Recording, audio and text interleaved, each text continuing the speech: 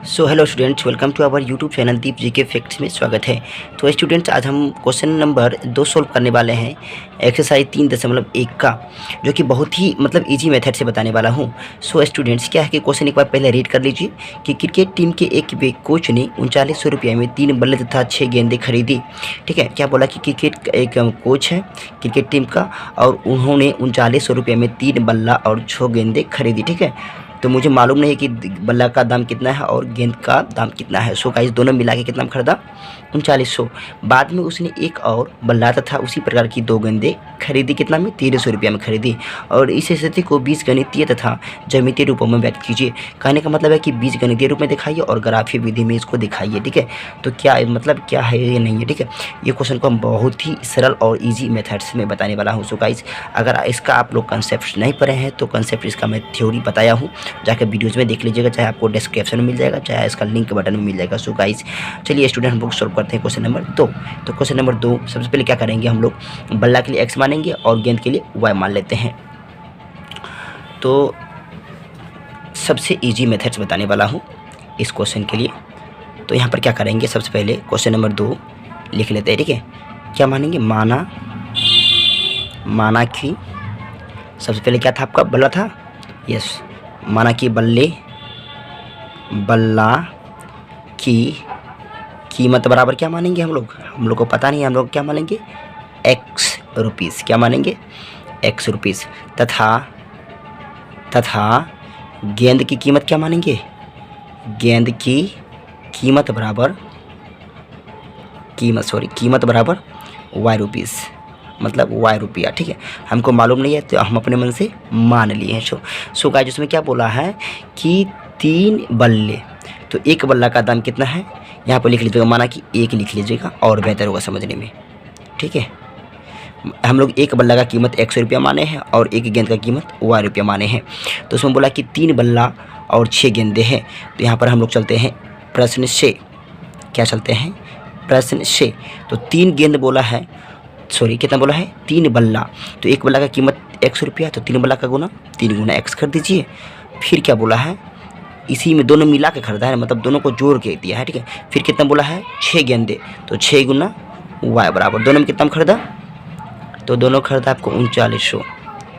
ठीक है, तो 3x प्लस 6y बराबर कितना हो गया? 3900। ये आपका समीकरण पहला बन गया। अब यहाँ पे हम लोग क्या करेंगे? दूसरा सॉल्व करते हैं। तो स्टूडेंट्स, हम लोग इधर ही कर लेते हैं।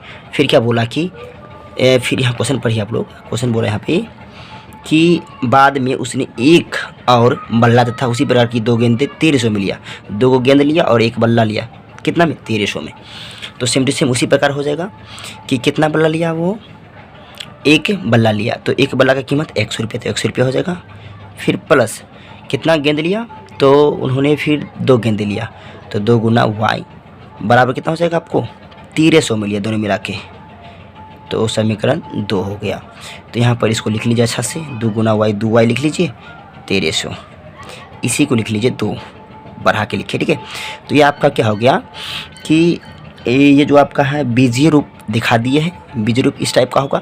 अब बोला है क्या कि क्वेश्चन में कि ग्राफीय विधि भी दिखाइए, जिसको हम लोग बोलते हैं ज्यामितीय रूपी। तो ज्यामितीय रूपी के लिए क्या करना पड़ेगा आपको? समीकरण 1 के लिए 2 हल ढूंढना पड़ेगा। तो यहाँ लिखते हैं हम लोग किसके लिए? तो सबसे पहले गाइस ज्यामितीय रूपी, ज्यामितीय विधि में क्या करना पड़ेगा?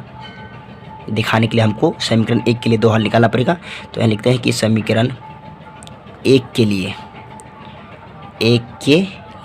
सबसे पहले आप लोग बॉक्स बनाइए ग्राफ विधि में, आप लोग को पता होगा। तो ग्राफ बना लेते हैं हम लोग कुछ इस टाइप का, इधर फिर लिख लेते हैं x y। आप समीकरण 1 लिख लीजिए। क्या है आपका समीकरण 1? तो 3x प्लस 6y बराबर 3900। और यहाँ पर आपका समीकरण 1 है, तो हम लोग क्या करते हैं, इसमें कॉमन ले सकते हैं। कॉमन लीजिएगा तो और बहुत ही इजी तरीका से बनने वाला है। सो इसमें भी 3 है, इसमें भी 6 है, तो 3 का बारह में 6 आता है, तो हम लोग बाहर निकाल लेते हैं। तो 3 यहाँ से निकल तो यहाँ बचेगा x, यहाँ 3 दूना 2 बचेगा बराबर 3900। ये आपका समीकरण 1 था। ठीक है, तो x प्लस 2y बराबर, ये गुना में उधर जाएगा तो भागा में हो जाएगा, क्योंकि मुझे छोटा करना है। कटेगा क्या, 3 एकम 3, 3 तिया 9 यानी 1300। एक्स प्लस 2y बराबर कितना आ गया 1300। ये आपका समीकरण एक ही है। अब क्या करना है, समीकरण आपको एक ही में एक बार x की जगह पे 0 रखना है। क्या रखना है, तो x की जगह पे 0 रखिए, तो 0 प्लस 2y बराबर 1300। तो 0 का कोई महत्व नहीं है, 2y बराबर 1300। तो y बराबर कितना हो जाएगा 1300/2 यानी 650। कितना हो गया 650। तो 0,650 लिख लिए। फिर क्या करेंगे, एक बार हम लोग y को 0 कर देते हैं। तो y की जगह पे हम लोग 0 रखेंगे। तो x प्लस 2 गुना 0 बराबर 1300। तो x 2 गुना 0 0 हो गया, तो इसलिए इसका कोई महत्व भी नहीं है। तो x कितना आ गया 1300।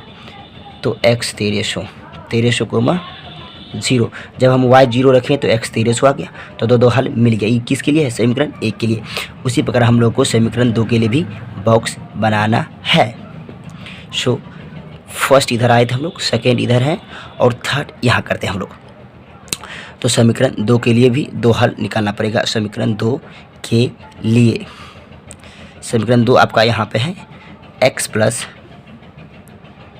Yes students, x plus 2y बराबर 1300। सो इसमें भी हम लोग वही करने वाले हैं, सेम तरीका कि एक बार x को 0 करने वाले हैं, एक बार y को 0 करने वाले हैं। तो इसके लिए भी आपको क्या करना पड़ेगा, एक बॉक्स रेडीमेड तैयार कर लीजिए फटाक से। और कुछ इस टाइप का बॉक्स बनता है, आप लोग तो माहिर हो गए बनाने में। x, y, तो एक बार क्या करेंगे, x को 0 रखेंगे, तो x को 0 रखिए, ठीक है, रख दिए। उसके बाद यहाँ पर 2y बराबर कितना आ गया 1300। तो y बराबर कितना हो गया 1300/2 यानी 650। कितना गया 650। तो 0,650 आ गया। फिर एक बार y को 0 रखेंगे, तो y को 0 रखिए स्टूडेंट्स। x प्लस 2 गुना 0 बराबर 1300।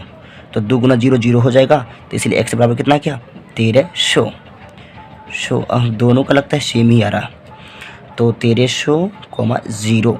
तो दो हल दोनों के लिए मिल गया, समीकरण 2 के लिए और समीकरण 1 के लिए। सो स्टूडेंट्स अब हम लोग इसका क्या करते हैं, ग्राफ खींचते हैं। सो सिंपल यहाँ पर 0,650 और 1300,0 दोनों सेम है, इसलिए हम लोग ग्राफ खींचने में सबसे ईजी होगा।